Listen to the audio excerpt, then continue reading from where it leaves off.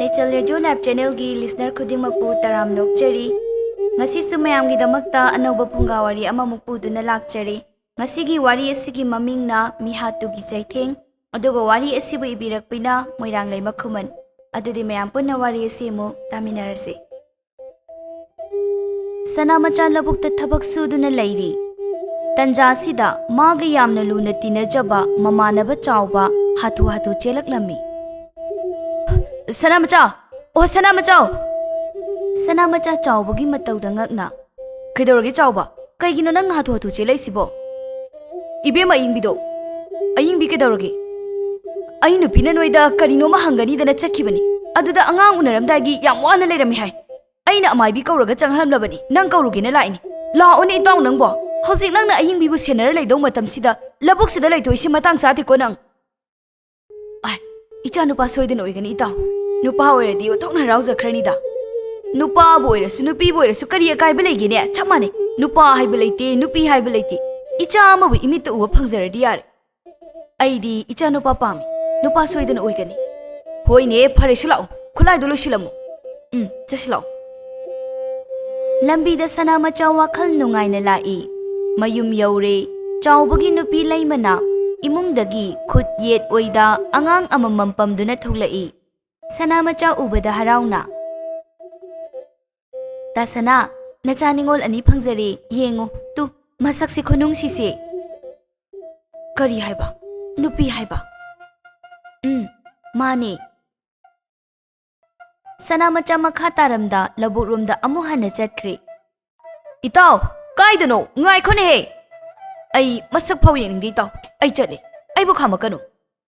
Karino ngawrbu itaw. Nang icha ga icha chap mane kaidorage. Nupa natradi yade haiba leibra ba. Lei. Ai gi oinadi lei. Ai icha nupa pami. Nupi pamde. Chawbana. Nupi haiba nupi se leiramdrabadi. Ngasi aikhoina taibang kuma yawba phangjari se. Yawba phangamgadrna itaw. Kaigino nangna do yamna thamoi pixelidi. Nupa khangna taibang sida lila sanaba yabrane. Chawba yare. Ai migi wa amta taningde. Ai gi apamba haibabu icha nupa. Ai bu khamakano. Chawba Sanamacha gi matauda sauningna leihawi. Phajana hairasu yakhidre Sanamacha do. Leimana. Ayingbiya. Hau. Se. Angang se nangi nakan sida hipansi. Sida puro leima. Nang nasadi kashu tawdaba natro. Tawdri. Phare se. Ai imung manung ka selo shinbiramage. Nangi chanaba su sembirage. Leima. Nangna pangwada wabire tawrise. Wade da kashu. Hayeng aigi da su nangna tawbiduine. Miro leijataba ikhoigidi. Aikhoini natana kanala aga tawbinya. Lekai sida nang ai khaktani aduk hakchinna nati naribase. Tawduine dubudi. Potharo se potharo ai thoage. Ashumna ayingbina haugatuna imungi thaba inkhang suba ngamdri phauba laima amadi chawbana mating tawbirami. Sanamacha de labukta da laikre yumda ahingi matam khaktamag lai. Ahingi matamni Sanamacha do halai. Ayingbina tabro. Kaino angang se masak amutadi yengudana. Ayiningde. Ayingbi khajik nungaiti adubu ma nungaitabado phajilaga amu hairai. Ado angang ani sigi maming se ahalgina lahi thole. Atombigina laihau thole. Maming se phajabro. Nangina chani. Nangna thoning baming thonbada athingba leite. Engoda hangakano. Ai ngyak tumge.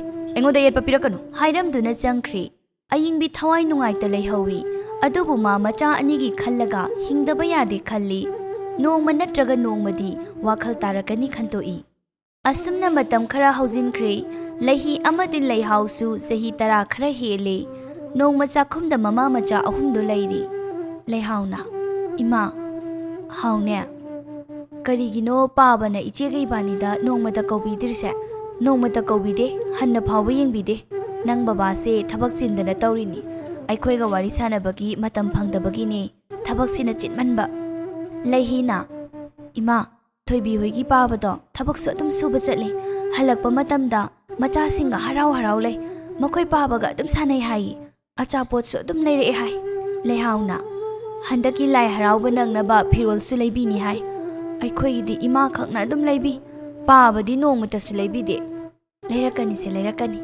Handakti soidana nang pabana ne. ꯏꯆꯥ ꯑꯅꯤꯒꯤ ꯐꯤꯔꯣꯜ ꯑꯆꯥꯄꯣꯠ ꯂꯩꯅꯤ ꯍꯥꯏꯔꯝꯃꯤ ꯀꯩꯁꯨ ꯈꯜꯂꯨꯅꯨ ꯃꯔꯝ ꯃꯣꯛꯄꯅꯤ ꯏꯆꯥ ꯑꯅꯤꯗꯤ ꯆꯣ ꯁꯥꯟꯅꯔꯨꯔꯣ ꯏꯃꯥ ꯆꯥꯛ ꯂꯣꯏꯔꯒ ꯀꯧꯔꯛꯑꯒꯦ ꯂꯩꯍꯥꯎ ꯑꯃꯗꯤ ꯂꯩꯍꯤꯁꯨ ꯍꯣꯏ ꯏꯃꯥ ꯌꯥꯝ ꯍꯔꯥꯎꯏ ꯂꯩꯍꯥꯎꯅ ꯑꯩꯒꯤꯗꯤ ꯑꯁꯪꯕ ꯃꯆꯨ ꯂꯩꯍꯟꯅꯤꯡꯉꯣ ꯏꯆꯦ ꯑꯩꯒꯤꯗꯤ ꯑꯉꯥꯡꯕ ꯃꯆꯨ ꯑꯣꯏꯅ ꯂꯩꯍꯟꯗꯣꯏꯅꯦ ꯁꯥꯟꯅꯄꯣꯠꯁꯨ ꯂꯩꯍꯟꯁꯤꯀꯣ ꯆꯦ ꯂꯩꯍꯟꯁꯤ ꯃꯆꯤꯟ ꯃꯅꯥꯎ ꯑꯅꯤꯗꯣ ꯍꯔꯥꯎ ꯍꯔꯥꯎ ꯊꯣꯛꯈꯤ ꯃꯗꯨ ꯎꯕꯗ ꯑꯏꯪꯕꯤ ꯊꯃꯣꯏ ꯀꯥꯏꯅ ꯂꯩꯍꯧꯏ ꯑꯁꯨꯝꯅ ꯃꯇꯝ ꯈꯔ ꯑꯃꯨꯛ ꯍꯧꯖꯤꯟꯈ꯭ꯔꯦ ꯆꯥꯎꯕ ꯑꯃꯗꯤ ꯂꯩꯃꯒꯤꯁꯨ ꯃꯆꯥꯅꯨꯄꯥ ꯑꯃ ꯐꯪꯖꯈ꯭ꯔꯦ ꯃꯗꯨ ꯎꯕꯗ ꯁꯅꯥ ꯃꯆꯥꯗꯤ ꯍꯦꯟꯅ ꯀꯜꯂꯛꯄ ꯍꯥꯏꯕꯗꯨ ꯑꯣꯏꯈ꯭ꯔꯦ ꯍꯦꯟꯅ ꯌꯨꯝꯗ ꯑꯣꯠꯄ ꯍꯧꯔꯛꯏ ꯑꯗꯨꯕꯨ ꯑꯏꯪꯕꯤ ꯃꯥꯟꯅꯔꯨꯗꯦ ꯅꯣꯡꯃ ꯅꯨꯡꯊꯤꯜ ꯑꯃ ꯑꯏꯪꯕꯤꯅ ꯂꯩꯍꯤ ꯂꯩꯍꯥꯎ ꯂꯩꯍꯤ ꯑꯃꯗꯤ ꯂꯩꯍꯥꯎ ꯏꯃꯨꯡꯗꯒꯤ ꯊꯣꯛꯂꯛꯏ ꯀꯔꯤ ꯍꯥꯏꯒꯦ ꯏꯃꯥ ꯍꯥꯏ ꯅꯆꯤꯟ ꯅꯅꯥꯎꯅ ꯏꯃꯨꯡꯁꯤ ꯂꯣꯏꯁꯤꯜꯂꯝꯃꯨ ꯏꯃꯥ ꯇꯨꯔꯦꯟ ꯐꯥꯎꯗꯪ ꯏꯁꯤꯡ ꯁꯣꯛꯄ ꯆꯠꯂꯨꯈꯤꯒꯦꯀꯣ ꯏꯃꯥ ꯏꯆꯦ ꯏꯕꯥꯅꯤ ꯁꯣꯛꯎꯒꯦ ꯌꯥꯗꯦ ꯏꯃꯨꯡꯒꯤ ꯊꯕꯛꯁꯦ ꯁꯤ ꯑꯣꯏꯅ ꯂꯣꯏꯁꯤꯜꯂꯝꯃꯨꯀꯣ ꯂꯩꯍꯤꯅ ꯍꯣꯏ ꯏꯃꯥ ꯂꯩꯍꯥꯎ ꯆꯠꯂꯣ ꯅꯪ ꯐꯤꯁꯦ ꯂꯧꯁꯤꯜꯂꯨꯔꯣ ꯏꯆꯦ ꯏꯃꯨꯡꯒꯤ ꯆꯥꯏꯔꯤꯁꯦ ꯂꯣꯏꯁꯤꯜꯂꯛꯑꯒꯦ ꯍꯣꯏ ꯏꯆꯦ ꯑꯏꯪꯕꯤ ꯏꯁꯤꯡ ꯁꯣꯛꯄ ꯆꯠꯈ꯭ꯔꯦ ꯃꯆꯤꯟ ꯃꯅꯥꯎꯅ ꯏꯃꯨꯡ ꯂꯣꯏꯁꯤꯟꯗꯨꯅ ꯂꯩꯍꯧꯔꯤ ꯐꯅ ꯀꯨꯏꯔ ꯐꯥꯎꯕ ꯑꯏꯪꯕꯤ ꯍꯜꯂꯛꯇ꯭ꯔꯤ ꯂꯩꯍꯥꯎ ꯏꯃꯥꯗꯣ ꯀꯩꯗꯧꯔꯖꯥꯠꯅꯣ ꯍꯧꯖꯤꯛ ꯐꯥꯎꯕ ꯍꯜꯂꯛꯇꯤꯌꯦ ꯈꯪꯗꯤꯌꯦ ꯏꯆꯦ ꯂꯝꯕꯤꯗ ꯃꯤ ꯊꯦꯡꯅꯗꯅ ꯋꯥꯔꯤ ꯁꯥꯟꯅꯔꯒ ꯂꯩꯈ꯭ꯔꯖꯥꯠꯂꯥ ꯑꯁ꯭ꯋꯥꯏꯐꯥꯎ ꯌꯦꯡꯉꯨꯔꯁꯤ ꯏꯆꯦ ꯌꯦꯡꯉꯨꯁꯤ ꯃꯆꯤꯟ ꯃꯅꯥꯎꯅ ꯆꯠꯀꯦ ꯇꯧꯔꯤꯉꯩ ꯆꯥꯎꯕꯗꯨ ꯌꯥꯝ ꯄꯥꯈꯠꯅ ꯆꯦꯜꯂꯛꯏ ꯍꯩ ꯂꯩꯍꯥꯎ ꯂꯩꯍꯤ ꯀꯩꯗꯧꯔꯦ ꯈꯨꯔꯥ ꯅꯃꯥꯗꯨ ꯇꯨꯔꯦꯜꯗ ꯇꯥꯁꯤꯟꯕꯗꯒꯤ ꯏꯔꯥꯛꯅꯗꯨꯅ ꯇꯨꯔꯦꯜꯗ ꯇꯥꯎꯗꯨꯅ ꯂꯩꯔꯝꯕ ꯊꯦꯡꯅꯕꯗꯒꯤ ꯍꯧꯖꯤꯛ ꯃꯤꯌꯥꯝꯅ ꯂꯧꯈꯠꯇꯨꯅ ꯇꯨꯔꯦꯜ ꯃꯄꯥꯟꯗ ꯂꯩꯍꯧꯔꯦꯅꯦ ꯍꯥ ꯀꯩꯅꯣ ꯈꯨꯔꯥꯅ ꯍꯥꯏꯔꯤꯁꯤꯕꯣ ꯏꯃꯥꯕꯣ ꯀꯩꯅꯣ ꯇꯧꯔꯤꯁꯤꯕꯣ ꯀꯞꯇꯨꯅ ꯇꯨꯔꯦꯜ ꯃꯄꯥꯜ ꯇꯝꯅ ꯆꯦꯜꯂꯛꯏ ꯂꯩꯍꯤꯅ ꯏꯃꯥ ꯀꯩꯅꯣ ꯇꯧꯔꯝꯃꯤꯁꯤꯕꯣ ꯍꯧꯒꯠꯂꯣꯁꯦ ꯏꯃꯥ ꯂꯩꯍꯤ ꯃꯃꯥꯕꯨ ꯀꯣꯟꯗꯨꯅ ꯀꯞꯄꯤ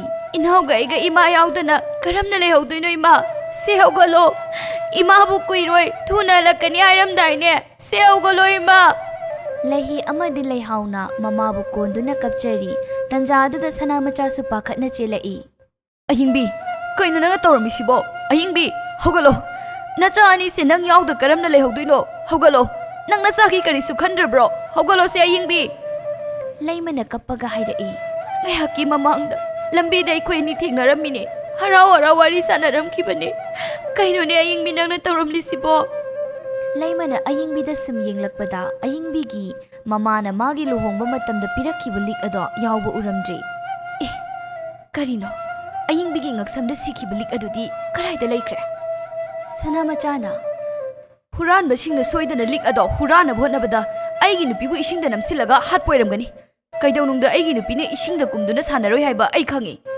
ꯂꯩꯍꯥꯎ ꯑꯃꯗꯤ ꯂꯩꯍꯤ ꯃꯃꯥ ꯌꯥꯎꯗ꯭ꯔꯕꯗ ꯊꯃꯣꯏ ꯀꯥꯏꯅ ꯂꯩꯍꯧꯔꯤ ꯂꯩꯀꯥꯏ ꯃꯤꯌꯥꯝ ꯇꯧꯗꯨꯅ ꯑꯌꯤꯡꯕꯤꯒꯤ ꯃꯊꯧ ꯃꯉꯝ ꯄꯥꯡꯊꯣꯛꯄ ꯂꯣꯏꯈ꯭ꯔꯦ ꯂꯩꯃꯅ ꯂꯩꯍꯤ ꯂꯩꯍꯥꯎ ꯀꯞꯀꯅꯨ ꯑꯗꯨꯃꯥꯏꯅ ꯁꯨꯝ ꯀꯞꯇꯨꯅ ꯂꯩꯔꯕꯗꯤ ꯅꯁꯥꯗꯣ ꯌꯥꯔꯔꯣꯏ ꯑꯩꯈꯣꯏ ꯈꯨꯗꯤꯡꯃꯛ ꯑꯁꯤꯕ ꯃꯆꯥ ꯉꯥꯛꯇꯅꯤ ꯑꯍꯥꯜ ꯑꯀꯣꯜ ꯅꯥꯏꯕ ꯈꯛꯇꯅꯤ ꯀꯞꯀꯅꯨ ꯑꯩꯈꯣꯏꯁꯨ ꯁꯣꯏꯗꯅ ꯅꯣꯡꯃꯗꯤ ꯃꯌꯥꯝ ꯄꯨꯝꯅꯃꯛꯄꯨ ꯊꯥꯗꯣꯛꯇꯨꯅ ꯆꯠꯈꯤꯗꯧꯔꯤꯕꯅꯤ ꯑꯩꯈꯣꯏ ꯃꯌꯥꯝ ꯂꯩꯔꯤꯕꯁꯤꯗꯤ ꯀꯔꯤꯒꯤꯅꯣ ꯅꯈꯣꯏ ꯑꯅꯤꯅ ꯄꯨꯛꯅꯤꯡ ꯑꯗꯨꯛ ꯍꯟꯊꯔꯤꯕꯗꯤ ꯂꯩꯍꯤꯅ ꯏꯟꯗꯣꯟ ꯏꯃꯥ ꯂꯩꯇꯕꯁꯦ ꯌꯨꯝꯁꯤ ꯏꯍꯥꯡ ꯍꯥꯡꯉꯤ ꯌꯨꯝ ꯑꯁꯤꯗ ꯏꯆꯤꯜ ꯏꯅꯥꯎ ꯑꯩꯈꯣꯏ ꯑꯅꯤꯈꯛ ꯇꯔꯛ ꯂꯩꯕꯁꯦ ꯌꯥꯝ ꯅꯨꯡꯉꯥꯏꯇꯦ ꯄꯥꯕꯁꯨ ꯑꯩꯈꯣꯏꯕꯨ ꯍꯟꯅ ꯌꯦꯡꯕꯤꯗꯦ ꯏꯃꯥ ꯂꯩꯔꯤꯉꯩꯗꯗꯤ ꯏꯃꯥꯅ ꯑꯩꯈꯣꯏꯕꯨ ꯀꯩꯗ ꯁꯣꯏꯈꯤꯅꯤꯅ ꯌꯦꯡꯁꯤꯟꯕꯤꯕꯅꯦ ꯍꯧꯖꯤꯛꯇꯤ ꯏꯆꯦ ꯑꯩꯈꯣꯏ ꯑꯅꯤꯒꯤ ꯀꯦꯖꯐꯝ ꯑꯣꯏꯅꯖꯐꯝꯁꯨ ꯂꯩꯇ꯭ꯔꯦ ꯏꯟꯗꯣꯟ ꯂꯩꯍꯤꯅ ꯑꯃꯨꯛ ꯏꯟꯗꯣꯟ ꯌꯦꯡꯉꯨ ꯌꯨꯝꯁꯤ ꯏꯍꯥꯡ ꯍꯥꯡꯉꯦ ꯇꯨ ꯏꯃꯥ ꯂꯩꯇꯕꯁꯦ ꯑꯩꯈꯣꯏꯁꯨ ꯂꯩꯅꯤꯡꯕ ꯐꯥꯎꯗꯤꯌꯦ ꯍꯥꯏ ꯑꯗꯨꯝꯅ ꯍꯥꯏꯕ ꯌꯥꯗꯦꯅꯦ ꯑꯩꯈꯣꯏ ꯃꯌꯥꯝ ꯂꯩꯔꯤꯁꯤꯗꯤ ꯅꯈꯣꯏꯒꯤ ꯑꯋꯥꯠꯄ ꯑꯃꯠꯇ ꯂꯩꯍꯜꯂꯣꯏ ꯀꯞꯄ ꯌꯥꯗꯦꯀꯣ ꯏꯟꯗꯣꯟꯁꯨ ꯌꯨꯝ ꯐꯥꯎꯗꯪ ꯌꯧꯔꯨꯈꯤꯒꯦ ꯑꯃꯨꯛ ꯊꯨꯅ ꯂꯥꯛꯀꯦ ꯌꯦꯡꯉꯣꯏ ꯏꯃꯨꯡꯒꯤ ꯊꯕꯛꯁꯦ ꯈꯔ ꯂꯣꯏꯁꯜꯂꯨ ꯂꯥꯛꯑꯣ ꯅꯆꯤꯟ ꯅꯅꯥꯎ ꯆꯪꯗꯅ ꯃꯃꯥ ꯂꯩꯇ꯭ꯔꯕꯗ ꯂꯩꯍꯤ ꯑꯃꯗꯤ ꯂꯩꯍꯥꯎ ꯃꯆꯤ ꯐꯝꯗꯨꯅ ꯃꯃꯥꯕꯨ ꯅꯤꯡꯁꯤꯡ ꯀꯞꯆꯔꯤ ꯅꯨꯃꯤꯠ ꯈꯔꯅꯤ ꯑꯃꯁꯨ ꯍꯧꯖꯤꯟꯈ꯭ꯔꯦ ꯅꯨꯃꯤꯗꯥꯡ ꯋꯥꯏꯔꯝꯒꯤ ꯃꯇꯝꯅꯤ ꯁꯅꯥꯃꯆꯥ ꯅꯨꯄꯤ ꯑꯃ ꯄꯨꯗꯨꯅ ꯏꯃꯨꯡꯗ ꯆꯪꯂꯛꯏ ꯂꯩꯍꯤꯅ ꯕꯥꯕꯥ ꯀꯅꯥꯅꯣ ꯃꯥꯗꯤ ꯉꯁꯤꯗꯒꯤ ꯌꯨꯝ ꯑꯁꯤꯗ ꯂꯩꯔꯗꯧꯅꯤ ꯅꯃꯥꯇꯣꯟꯅꯤ ꯂꯩꯍꯥꯎꯅ ꯀꯔꯤꯅꯣ ꯄꯥꯕ ꯏꯃꯥ ꯂꯩꯈꯤꯗꯕ ꯅꯨꯃꯤꯠ 10 ꯐꯥꯎꯕ ꯐꯥꯗ꯭ꯔꯤ ꯑꯗꯨꯒ ꯀꯔꯤꯅꯣ ꯄꯥꯕꯅ ꯇꯧꯔꯛꯏꯁꯤꯕꯣ ꯍꯩ ꯑꯩꯅ ꯊꯤꯅꯤꯡꯗꯅ ꯊꯤꯕ ꯅꯠꯇꯦ ꯈꯨꯜꯒꯤ ꯃꯤꯌꯥꯝꯅꯅꯦ ꯅꯈꯣꯏ ꯑꯅꯤꯒꯤ ꯈꯜꯂꯒ ꯅꯨꯄꯤ ꯑꯃ ꯊꯤꯔꯣ ꯍꯥꯏꯕꯒꯤ ꯊꯤꯔꯤꯕꯅꯤ ꯋꯥ ꯌꯥꯝ ꯉꯥꯡꯉꯛꯀꯅꯨ ꯇꯨꯃꯤꯟꯅ ꯄꯪꯂꯩ ꯃꯔꯩꯌꯨ ꯕꯥꯕꯥ ꯅꯪ ꯋꯥꯈꯜ ꯌꯥꯝ ꯌꯥꯎꯃꯟꯗꯦ ꯍꯩ ꯅꯣꯏ ꯅꯆꯤꯟ ꯌꯥꯝꯅ ꯈꯨꯝꯅꯤꯡꯕ꯭ꯔꯥ Masi aina tau yauna tawbudi natedana. Nakhoi anigi khallaga khulgi miyamna silakpada yakhibani. Kanade warem ngang leidu sarukne. Nama sida phirol hongnaba piyu. Leihi amadi leihau wadi ngangde mamittagi mapi lepa leitana sintharai. Aduga mamaton memchagi phirol hongnaba pirami. Sauba amadi leima sulaktuna shana machaga wari sarami. Leimana leihi amadi leihau busu thembirami. Ngaihak leiramlaga leima amadi chawbadi hankre. Memchana chak ising thongduna chanare leihi amadi leihaudi mamingtagini chariba chak saba sanglamdi. Ngaihakki matung sana macha amadi memcha makhoigi kada changkhre. Leihina Inau Pabana tawrisiba chumlibra. Ima leikidaba sung arang nahan tangairi. Pabase ima bu suknung maghik nungsidraba zala. Leihau kari sukhumda kappi. Ngasidi makhoi ani mamabu yamna ningsinglami. Ahingdu masu suktum tumda kaptuna leirami. Nonga lamdaigi matam aduda machin manaw anidu tumthakirami. Nonga le memcha hogaladuna isaw langba haurai. Numit yung lasi phawba hogatlamdeba. Masigi machin manaw se khangnidana ngasidia. Machin manaw anigi kada changlaktuna nungaina tumjariba machin manawdu phamungdagi hekta sinthaki. Leihi amadi leihau khangpre khangi. Karino imaton? Hojik pung kaya tare? Nakhoida thengna tumbagi ayaba kanana pige? Ha! Law! Imong manung losilu law. Aduga ne. Nama aina iruzanaba ising su'u law. Adu hek loibaga chak sungana thonggadaba. La one he suktana leibagi matam nate ne. Hojik thabak mayam si nama asibiduna laga tawbigadro. Hogalo! Leihi amadi leihau kap tuna thabak singdu nangnabu hotnajai. Angang oiriba amadi mama leiringai matamda thabak kaya haijaraktaba oibana thabak tawbada kaya yangsinba ngamjade. Chak ising fizu fizamba amadi yungi thabak pumnamak leihi amadi leihauna tawi. Memchana mana amata yauramde. Leihau amadi leihisu wai haiba ngamjaramde. Mama tona cheirakadra kibana mapada pau tamgadabasu tamba ngamjade. Leima amadi chawbana mateng yamna pangbi. Sahi anigi matungni memcha amadi sanamachagi machanupa ama phangjari. Hanadagi hena nungsidana leiraba leihi amadi leihau hawjingna amuka hena nungsikhidre. Machanupa yawkhibadagi sanamachanasu machanibu hena nungsiba phawkhidre.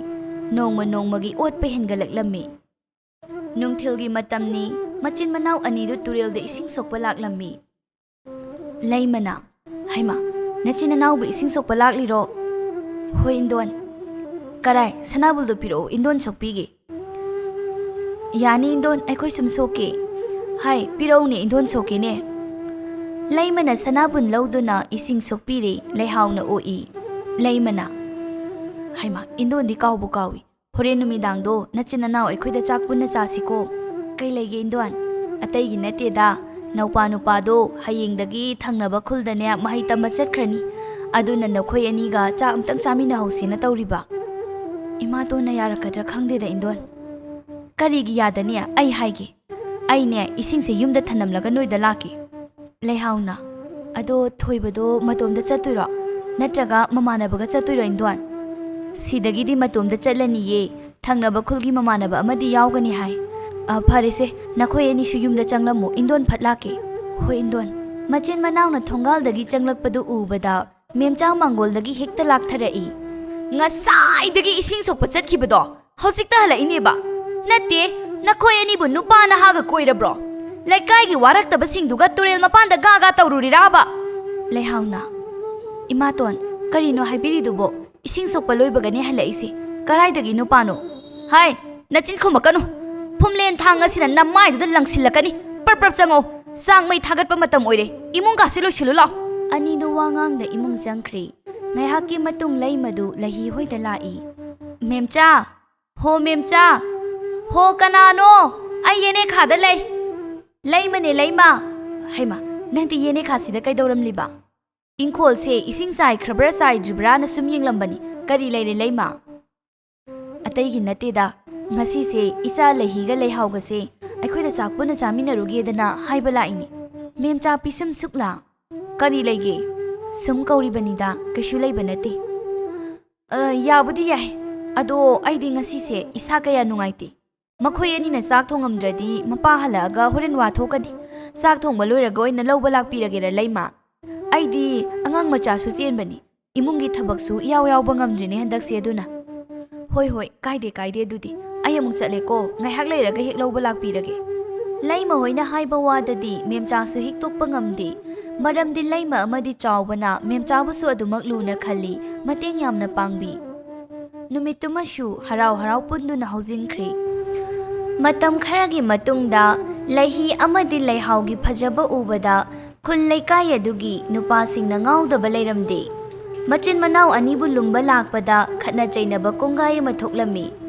Mayam adugi marakta thangnaba khuldagi sel yamna paiba tomjaugi machanupa phaibok ani su yaurami.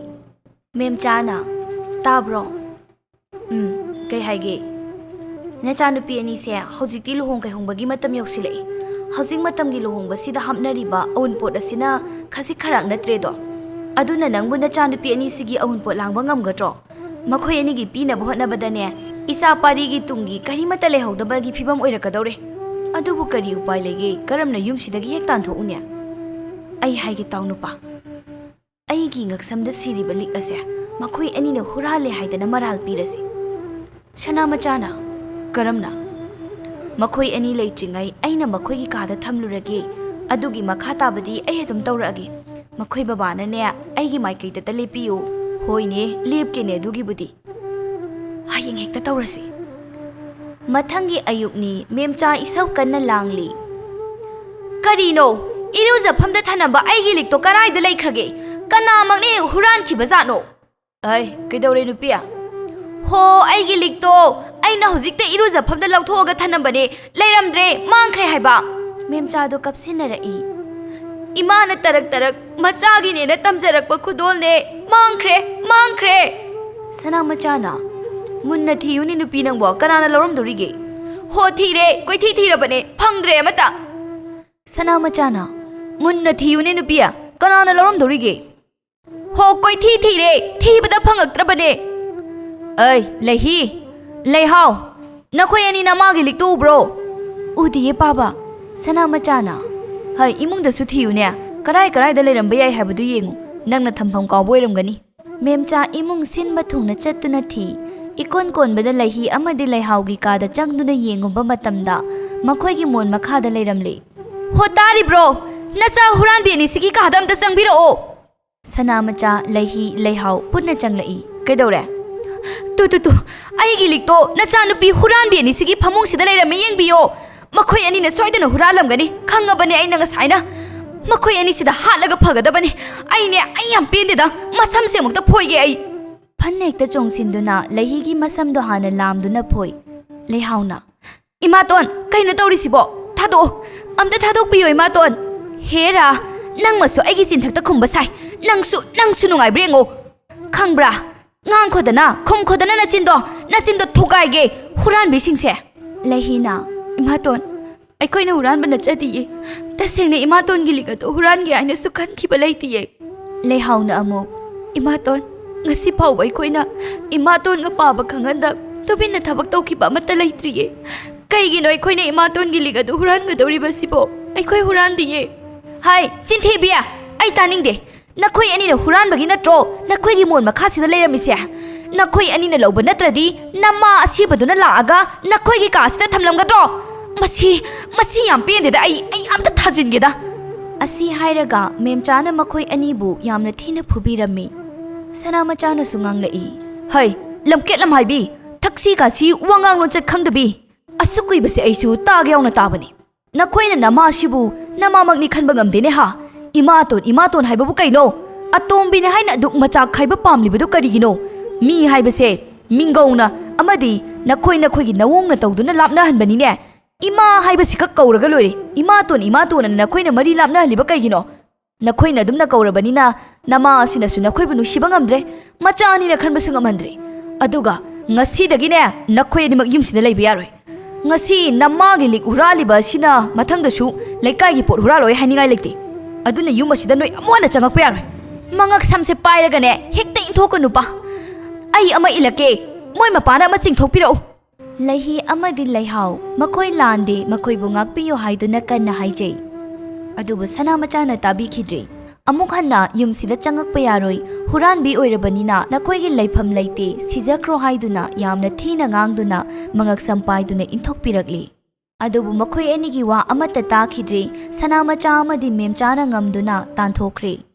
Leihina leihau iche hosik aikhoini karaida chatkani. Iche aikhoi ani kanhagi mafamda su yelaroisi. Imana aroiba ya hiptan khiba turil mapala duda aikhoi ani gi su aroiba oirurasi iche hinglubagi kari kanarige isagi iral somatta leitana iral sibira bai khoi ani na hosik hingbagi kanadre iche imagi manakta chalasi. Machin manau ani du kaptuna turil tamna lai aduga mamana leikhidraba turil mapala duda phamlaga kaptuna leirami. Leima amadi chaubu supau asitare khullai kai pumba tare. Leima amadi chaubu na laktuna leihi amadi leihaubu themna bohotnei. Adubu machin manau anina makhoi anidi mamagi mongfam oikhiba mafam asidagi machi lenglaroi haina adumak leikhi. Leima hoisu upai leikhidre. Ahingi matam yorakle ahing adu nonglei nungsit kanna tawi. Adubu leihau amadi leihidi phamliba mafam adudagi machi lengkhidre. Asumna mathangi ayuki matamni leihi amadi leihau wamandana ngaihak leimaida hiptharami.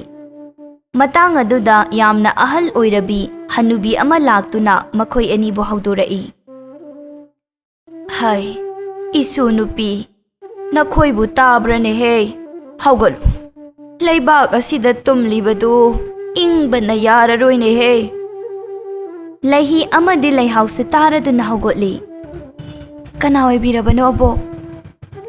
Aiburo aisu nakhoigumbani. Kana su leijadraba ahal amani. Karigino nakhoi anina mafam asida leiramlibasi kari maram leibagino. Leihina wari pumba hanubi aduda lirammi ahalladuna. Nakhoigi imadi matau karamna leikhidabano. Turil asida iraknaduna leikhidabani ibo.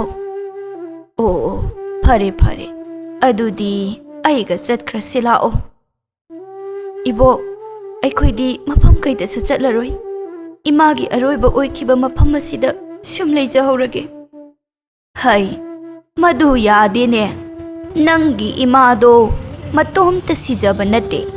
Kanagumba amana hatkibani. Nakhoi anibu namagi laman singningdabrane. Kari imabu mina hatpane haiba.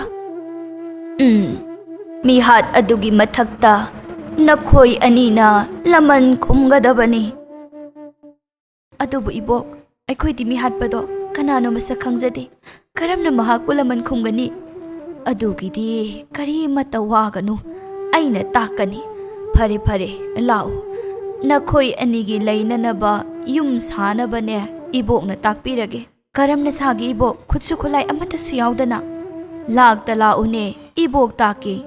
Leihi amadin leihaugi mafamda mamagi laman khumningbagi wakhal ama poklaklammi. Maram masina hanubi adugi matung induna chatlammi. Hanubi aduna mateng tawduna amadi machin manawda taktuna wa ngaktana saba yum ama semhalle. Leihina aya leihau yum se saba loire tu kamaina sakhibano khangawdi yeche. Ahalladuna nakhoi ani yum asida lengdana leiramo. Abok nakhoigi chanaba lauruge. Abok kadaidano aikhoisu laksage aboki mateng pange. Yare yare sida lengdana leiramuko. Asamna ahalladuna machin manawgi mateng tawbiduna ningthina leiba hauraklammi. Somda sanamachadu layong khangdaba amana naba hauraklammi. Masa mau pumba chingduna chatpa ngamdana phamungda taduna leire. Marolsu thoktana layeng phaiba hauraklammi. Masa pumba laithung leina paklammi. Madu ubada memchadi sanamachagi manakta sangadaba hangoire. Macha pari su mapagi manakta changhalamde. Sanamachana hai ipagi pari ipagi nakta laune nangbo. Hai sangba yaroi Leitung Leina si Launagi Hairo, Sang Bayaro Kuibungo. Korino Nupi, Nangna Hari Badubo. Ima, Kaigino, Pabagi Masaksi Ying but a Yamki, Aduga Yamna Sangui. Maram Chat Ludaba, Adogini, Hai, Sankinu, Launani, Nang Samung Magi Manak the Changaga Launagi Hari Bro, Sang Bayadi. Hoima, I Sangaroi, Memcha Laptakna Lepaga, Sese, Saxi Saro, Hiraga Bukam do in Silly. Sanamacha Memchagi Matauda, Tawai Sopa Haido Oikri, Karimta Haijaba Sungamdri, Leitung Leinana Maram Oiraga, Mi Amata Namaga Samna Ningdri. Sanamachagi Pibam, Nong Magi Sokchin Behilak Lami. Laihina Abo Kadi Haige Aikoigi Ima Hatkibamido, Masatak Bibayaki Roja. Taklani. Pungza Karangaiko. Aina Masi Hek Haibaga. Nakoina Kul Asigi Kulakpada Hairugadabani. Aduga. Asumbado Miyam Mamangda Haidok Hangadabani. Hosiki Haibayadabra. Ngay Haki Matung Umang Asida Kulgi Kulakpado Lakani. Matam Aduda Nakoi Ani Jangduna Hairugadabani. Leihauna Abong na karamna Kulakbalakani Kanglibano. Se Mun na taro Abok Hairage ko. Hoy Abok Nakoigi Imado Irak na duna lay kidabanate. Nakoigi Pabana Hatlaga Ising da Tadarambani. Ha Pabana Mataw karamna no Abok. Mangagsam da siri balik aduna, ngagsam da laksilaga, mamay do ising da namsindo na hatpani. Numit aduda, namagi ngakta yawram da balik to, nangi pabagi upu da yawbani. Hausik sulay bani. Karigi damak namabo hatlibano ay badumadi, nang pabagi machinda gitaro. Chatlo, hausik umang asita. Kulgi Kulakpa adu lakre, Yamna Tuna Magchatlo. Lahi Amadi Leihau, Mapamak na Mamahat Pani Kanglagpada, Mapada Mayhaw na Saukre, Amadi Warokre. Aduna Ahala duna Haiba Matung Ina, Umang Dalakle. Kulakpagi mi amasok tuna, Itok tuna Lairami, Madu Ubada Machin Manaw Anisang duna, Hidaktaw Birami. Machin Manaw Anigi Minung si Chawba Matauda, Kulakpa do, Mabukning Pelami. Ichay Bimanidi, Karaydagino, Karamba Kundagino. Ipa Asi Hainaga Wari Pumbalirami, Mapagi Maralgi Matung Ina, Chairak Pibiyo Haijerami. Iya Aigi Kulmaktada, Atuk Patabatabak, Kangani. Adubu, Karam na Saki Sabo Laitana, Mabu Paba Changani. Pabagi upuda upu machama da haptuna layriba. Imagi lik aduna sakini. Hare, adudi hujumak chalasi. Ashumna kulakpaga tawduna Shanamachagi manakta laklami. Sumang da liptuna Shanamacha huibu kauthui. Kana lage, kulakpalai. Mapandam da thokpiro.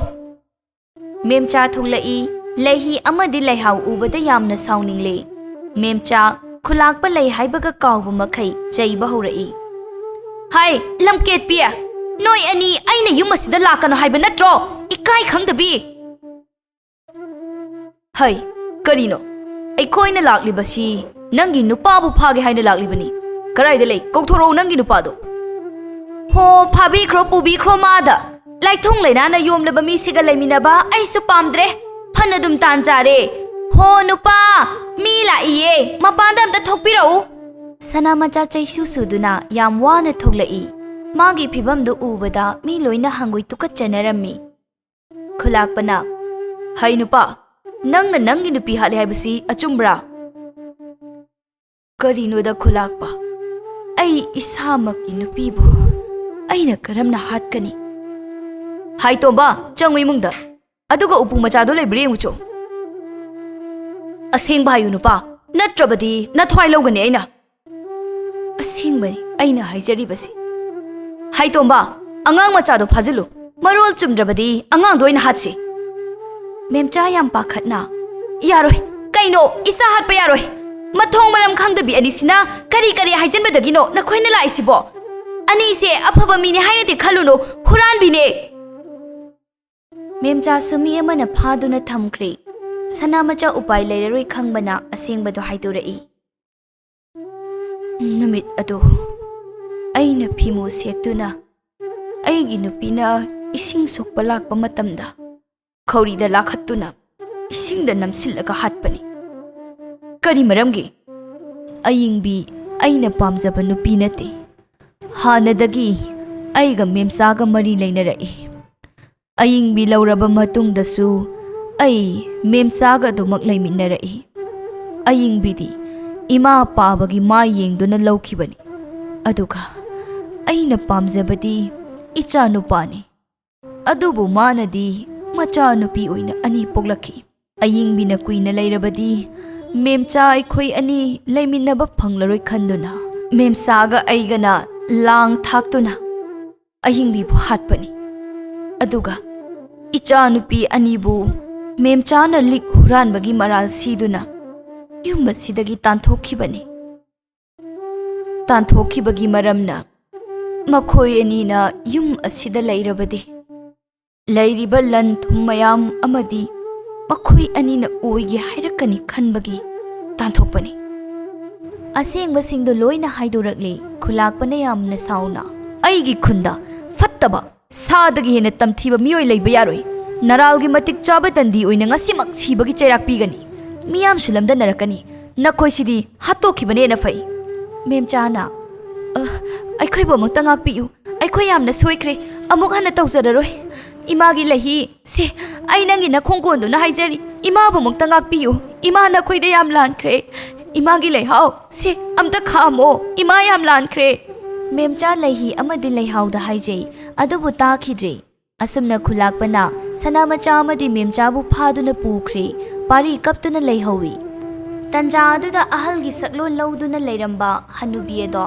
ꯑꯌꯤꯡꯕꯤꯒꯤ ꯁꯛꯐꯝꯗ ꯑꯣꯜꯂꯛꯂꯝꯃꯤ ꯂꯩꯍꯤ ꯂꯩꯍꯥꯎ ꯑꯃꯗꯤ ꯈꯨꯜꯒꯤ ꯃꯤꯌꯥꯝ ꯄꯨꯝꯅꯃꯛ ꯑꯉꯛꯄ ꯐꯥꯎꯔꯤ ꯑꯌꯤꯡꯕꯤꯅ ꯃꯤꯍꯥꯠꯄꯤ ꯑꯅꯤꯁꯤ ꯆꯩꯔꯥꯛ ꯄꯤꯗ꯭ꯔꯤꯕ ꯃꯈꯩ ꯑꯩꯒꯤ ꯊꯋꯥꯏ ꯑꯁꯦ ꯂꯥꯏꯔꯝꯂꯦꯟꯗ ꯀꯥꯕ ꯉꯝꯗ ꯀꯣꯏꯄꯥꯏ ꯄꯥꯏꯗꯨꯅ ꯂꯩꯔꯝꯂꯤꯕꯅꯤ ꯉꯁꯤꯗꯤ ꯏꯆꯥ ꯑꯅꯤꯅ ꯏꯃꯥꯒꯤ ꯊꯋꯥꯏꯁꯦ ꯁꯥꯟꯇꯤ ꯐꯪꯍꯟꯕꯤꯔꯦ ꯏꯃꯥꯒꯤ ꯂꯩꯍꯤ ꯂꯩꯍꯥꯎ ꯅꯈꯣꯏ ꯑꯅꯤ ꯊꯧꯅꯥ ꯍꯟꯕ ꯌꯥꯗꯦ ꯊꯧꯅꯥ ꯐꯕꯤ ꯑꯣꯏꯅ ꯂꯩꯔꯛꯎ ꯀꯩꯗꯧꯅꯨꯡꯗ ꯅꯊꯟꯗ ꯊꯋꯥꯏ ꯊꯥꯖꯒꯦ ꯈꯟꯒꯅꯨ ꯏꯃꯥ ꯆꯠꯂꯒꯦ ꯏꯃꯥ ꯆꯠꯄꯒꯤ ꯃꯇꯝ ꯑꯣꯏꯔꯦ ꯏꯕꯦꯝꯃ ꯏꯃꯥ ꯆꯠꯈꯤꯅꯨꯋꯣ ꯑꯩꯈꯣꯏꯒ ꯄꯨꯟꯅ ꯂꯩꯔꯁꯦ ꯏꯃꯥ ꯌꯥꯎꯗꯅ ꯂꯩꯕꯁꯦ ꯌꯥꯝꯅ ꯋꯥꯏꯌꯦ ꯏꯃꯥ ꯆꯠꯈ꯭ꯔꯅꯨ ꯑꯩꯈꯣꯏꯒ ꯂꯩꯔꯁꯤꯕ ꯏꯃꯥ ꯅꯈꯣꯏꯒꯤ ꯅꯅꯥꯛꯇ ꯂꯦꯡꯗꯅ ꯂꯩꯒꯅꯤ ꯃꯐꯝ ꯀꯩꯗꯁꯨ ꯆꯠꯂꯣꯏ ꯁꯦꯁꯦ ꯀꯞꯀꯅꯨ ꯏꯆꯥ ꯑꯅꯤꯗꯤ ꯊꯧꯅꯥ ꯐꯕꯤꯅꯤ ꯑꯌꯤꯡꯕꯤꯒꯤ ꯃꯁꯥꯗꯨ ꯃꯃꯤ ꯁꯥꯃꯤ ꯑꯣꯏꯔꯛꯂꯝꯃꯤ ꯋꯥ ꯃꯈꯥ ꯇꯥꯗ ꯑꯗꯨꯃꯛ ꯃꯥꯡꯈꯤꯔꯝꯃꯤ ꯂꯩꯍꯤ